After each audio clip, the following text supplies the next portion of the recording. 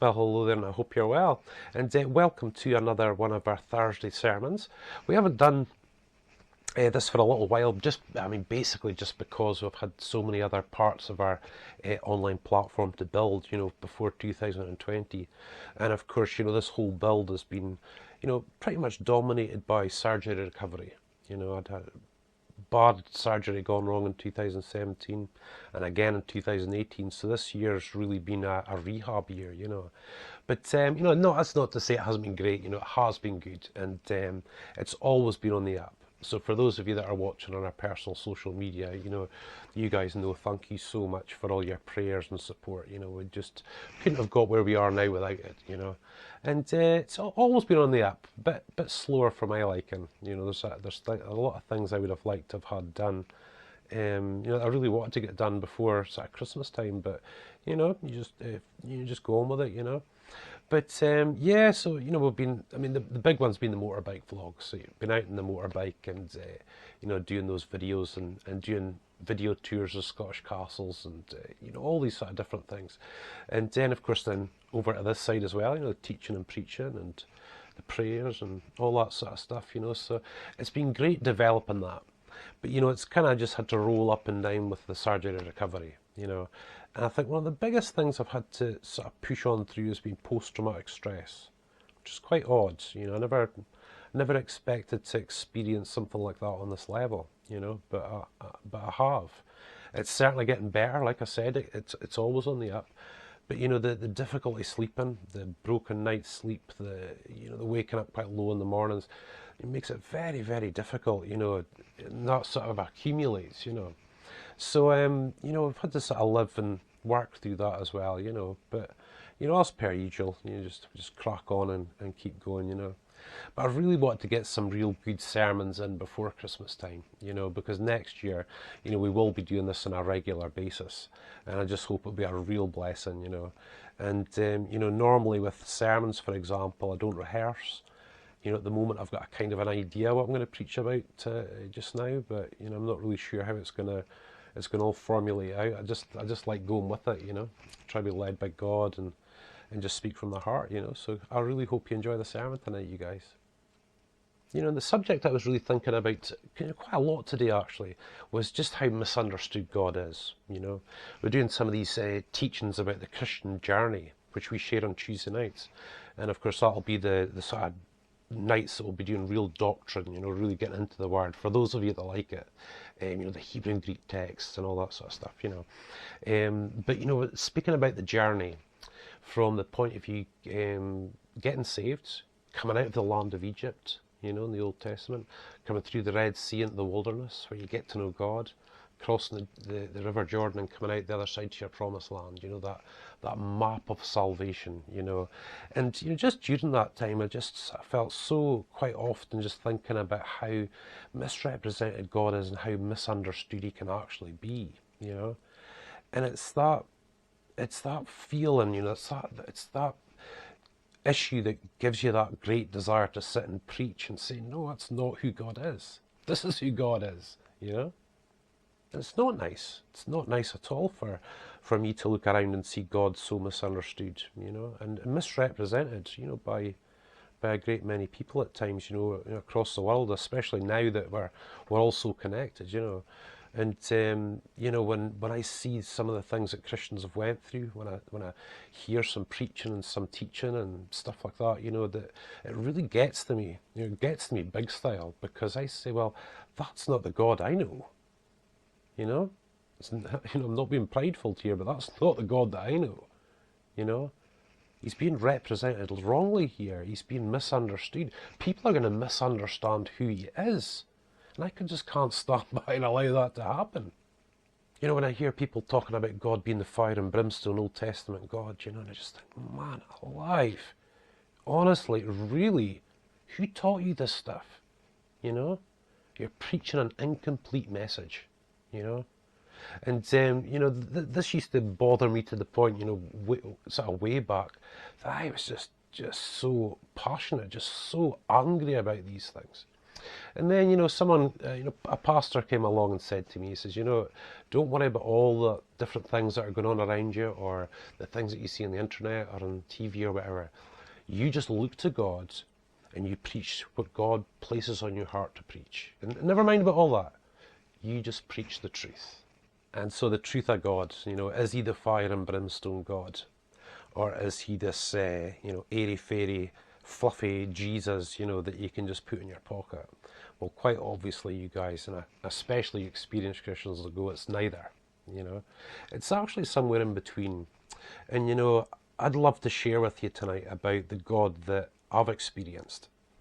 And I'm probably about a fourth or fifth generation Christian. I fell away from God in my teenage years after having given my heart to him when I was 9. And I came back to him in 2002, and my life was a mess, you guys.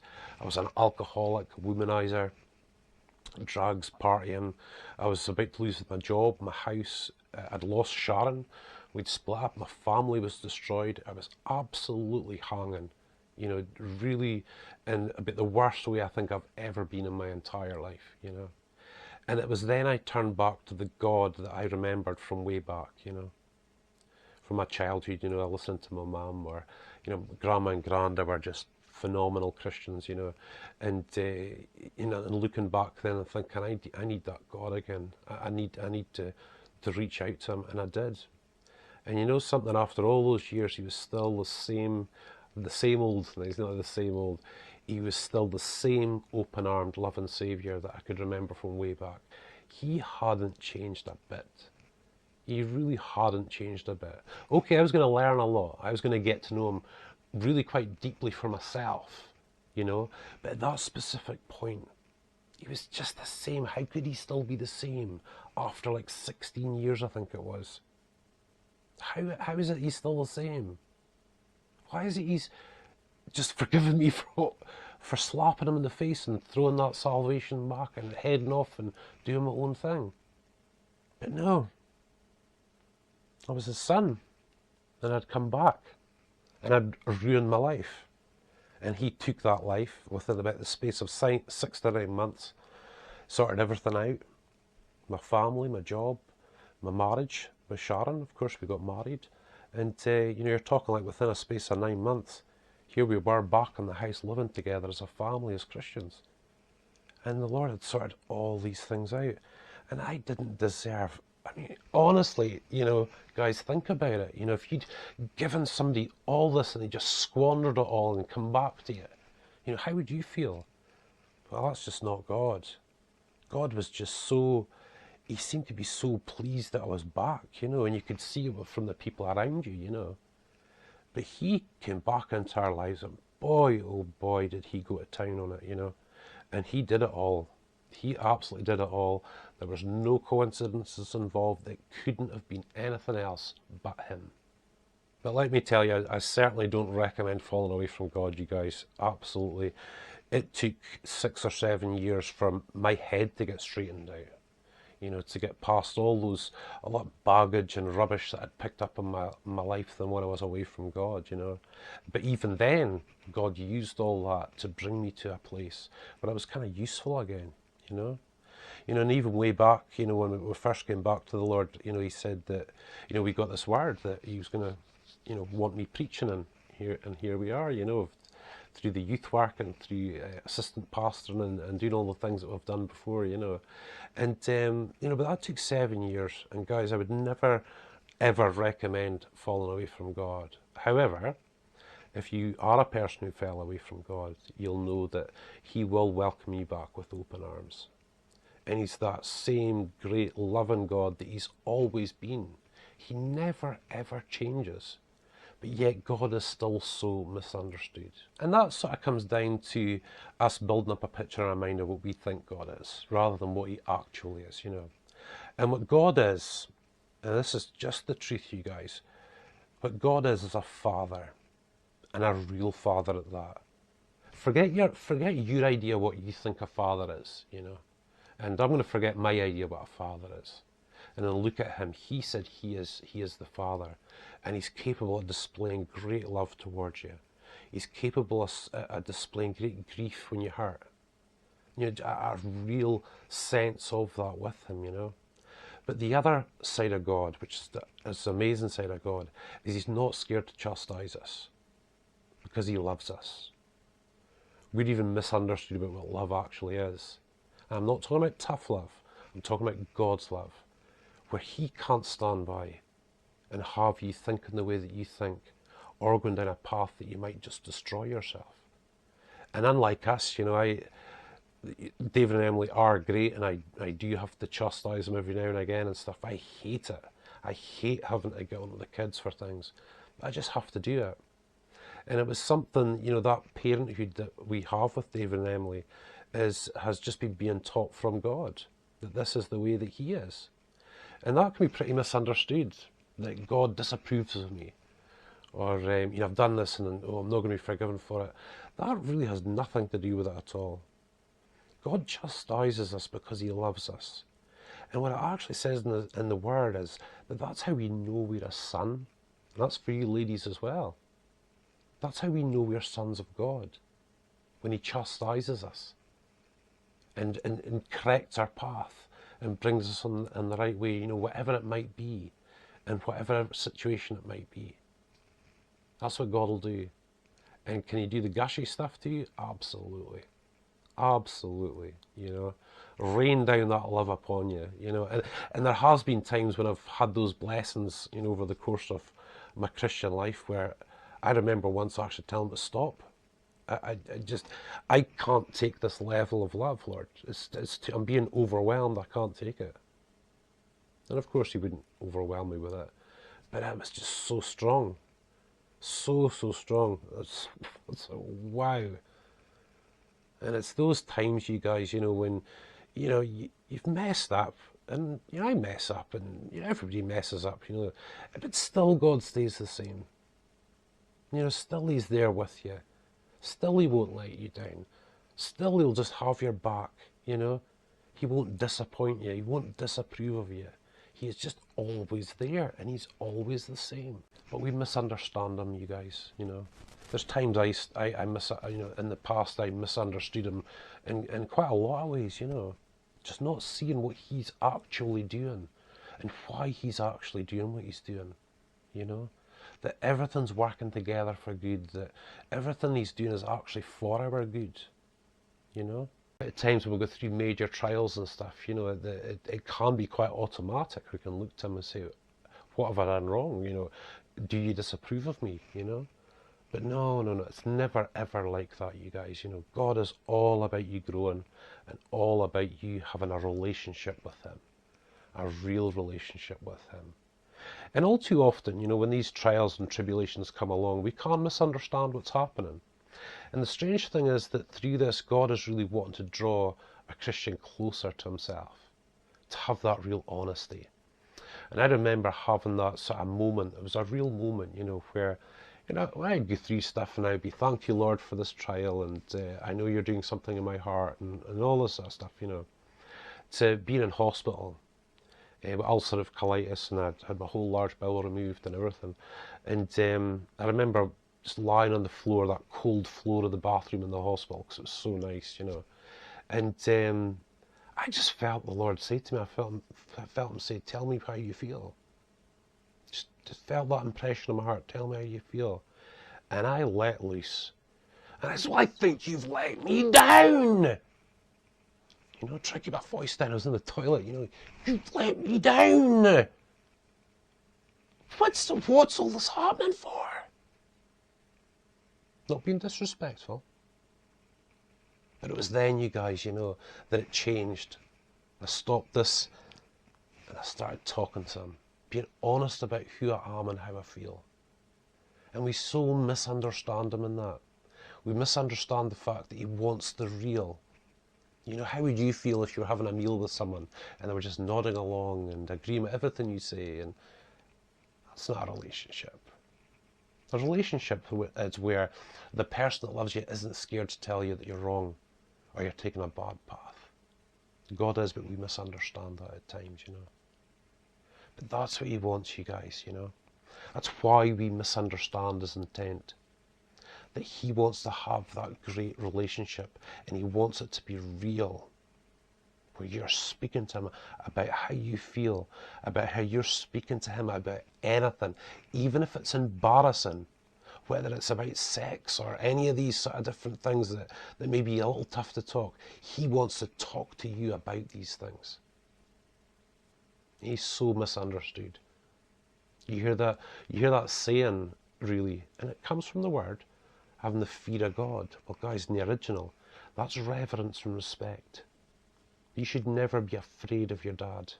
You should never be afraid of your father. And you should never be afraid of your best friend. He's not there to terrify us. Yes, of course we give him reverence and respect. He is God. But he doesn't want us to be scared of him, you guys. He doesn't want us to be scared, saying, I've messed up again, or Lord, I'm really struggling with this. I've got this meeting, I've got this job, I've got this, I've got that, you know. He just wants us so honest and open. And as that relationship grows, you can become more open in your praise and your worship for him, just saying, you are something. You really are something else. That is just awesome, Lord. I have no idea how you pulled that off or how you made that happen, but that is just awesome. Let's stop misunderstanding him and have that real relationship with him, because he absolutely adores his children. He really does. 24/7. So, as always with the preaching, slightly different from the teaching, but you know, it's always with the preaching. I always like to give our, you know, whoever's listening that little bit of a challenge, you know. And you know, a lot of these sermons are really directed towards people that are maybe newly saved, or you know, you're maybe a bit inexperienced, you know. So, you know, I hope you guys, you know, like your elder Christians there, you know, don't think I'm insulting your intelligence, because I'm certainly not trying to do that. But my challenge would be, and I suppose my challenge to myself as well, is for you to be open with God. Is to challenge yourself to say, you know, from now on, I'm going to try. It maybe will take time, but I'm going to try and be really open and honest with God, just me and him, in our personal prayer time, and be really honest about what I'm thinking, what I'm feeling. I'm going to be honest with him. If I have any feelings of disappointment towards him, or I feel like I'm being unapproved by him, I'm going to tell him. I'm going to say, this is what I'm worried about, Lord. This is the part that's concerning me. Or, you know, it may be, you know, we've got big events coming up, like a job interview, and guys, I challenge you, turn to the Lord, speak to him about it. Say, Lord, I'm actually a wee bit worried about this job interview that's coming up. I really need you to back me up. I really need you to be there with me, you know. It's all about relationship, you guys. Church is just a small part of the week, and like I keep saying, I'm a local church, serving local church pastor, off at the moment with a surgery recovery. But you know, church is a small part of the week. God wants to live with you 24/7, you know, and he wants to live with you 24/7 because you're his child. And in that, guys, he just wants a real pure relationship. And it's a relationship any one of us can have. You don't need to be a pastor or an elder or anything like that. You can have a deep relationship with God absolutely by yourself. So listen, guys, thank you so much for watching. We're really going to get back into the practice of these sermons, and you know, it's a little bit different. You know, this is actually a little bit more difficult to do compared to speaking to a crowd. You know, I do prefer the crowd thing, you know, because you can pick up on the atmosphere of the room and you can see what's happening. You know, you can see people's faces, and there's that excitement. You just wonder what God's going to do or what God's going to say through some situation, you know.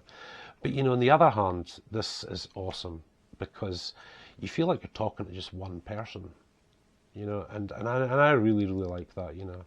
So I just really hope you enjoy this sort of simplistic preaching for now, you guys, you know.